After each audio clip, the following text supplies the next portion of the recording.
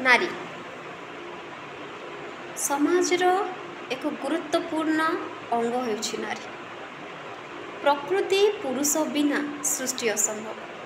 तेणु जदि नारीर सत्ता न रहिबो पुरुष समाजर किछि भी मूल्य रहे ना। तेणु पारंपरिक समाज रे नारीटी को दुहिता दुई कूलर हिता एवं गोटे गृहर लक्ष्मी प्रतिमा हिसाब रे दर्शा जाइछि। नारीटीए निजर मर्यादा श्रृंखला रे रहिले भल आ मर्यादा बाहर गले समाज विशृंखलित हेबो एथिरे संदेह नाही। तेणु वास्तव रे जेतेबेले गोटे झीयटी ऋतुस्नान करुछि तापरे से संतान जन्म करिबार योग्य बोली विवेचित हेउछि। तेणु पारंपरिक समाज रे जेतेबेले एमिति किछि परिस्थिति हेउथिला सेतेबेले झियो मानकर पई एक परंपरा थिला। आउ सेही परंपरा परे सेमानंकु विश्राम देव पई सब कामरू निवृत्त रखा जाउथिला। किंतु समय क्रमे से सबू किछि लोक अपवित्रतार प्रतीक हिसाब रे ग्रहण करिगले।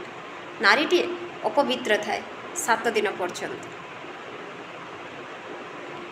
जदि से अपवित्र थाए ताहले से निज भितरे जेतेबेले आउ जणको सृष्टि करे से भी तो अपवित्र रहे। ताको काहे त्याग करा जाए बरं नारीटी को पवित्रतार प्रतीक हिसाब रे ग्रहण करा जाए। आ वास्तव रे सेही 7 दिन तार पवित्रतार प्रतीक थाए। आ किछि लोक थांती एहाकू न्यून दृष्टि रे देखंती घृणा करंती। वास्तव रे एटा घृणा करिबार योग्य कि आमर दैनंदिन जीवन रे समस्त प्रकार कर्मकर्माणी मध्य रे मासिक ऋतुस्राव एक प्रक्रिया जहाँ को अणदेखा करवा असंभव।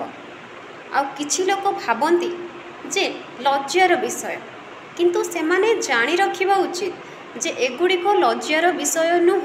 आमर शिक्षा व्यवस्था बहुत आगक गलानी। तेणु तापरे भी जदि एसबू को एमिति दृष्टि रे देखा जाए ताहले ताहा ठीक नुह। बरं पिला मानंकु एही सबू को नहीं शिक्षा देवा आवश्यक जहाद्वारा कि निज मनरे थिबा विकृत मानसिकता को सेमाने दूरेई देई पारि। पारंपरिक समाज रे जेतेबेले गोटे झीयटीए प्रथमे सेही समय देई गति करे माटीए ताको बुझाए जे जीवन रे केमिति श्रृंखलित हेई रही पारिले जीवन भल हेई जिवो समाज रो कुदृष्टि निजको बंचेई पारिबो। हाँ सेही समय परे बापांक सहित भाईंक सहित आउ अन्य पुरुष समाज रो अन्य लोकंक सहित झियो मानंकर किछि मात्रा रे मिसिबारे व्यवधान रखा जाए। काहेकि ना सेईटा हमर मर्यादा आ ताकू जदि घृण्य दृष्टि रे देखा जाए ताहा लज्जार विषय। ए ऋतुस्नान लज्जार विषय नुह किंतु जो माने ताको घृण्य दृष्टि रे देखुछंती सेई माने लज्जित हेबा उचित एई सबु पई। काहेकि ना सेई जिनिसटा परे नारीटी संपूर्णता प्राप्ति करिबा पई योग्य हुए। आ सेई पर्याय बिना सृष्टि आगकु नबा संभव नुह। तेणु हाँ से जिनिस को घृणार सहित न देखि सम्मानर सहित देखिबा उचित। काहेकि ना से भी आम जीवन एक अंश। आपण निज जीवन ताको अणदेखा करि परिबे नाही। हाँ दुखर विषय जे जदि केतेबेले ताकू नहीं कौनसी लोक किछि भी चर्चा करती समस्ते लज्जा दृष्टि रे देखते घृण्य दृष्टि रे देखते।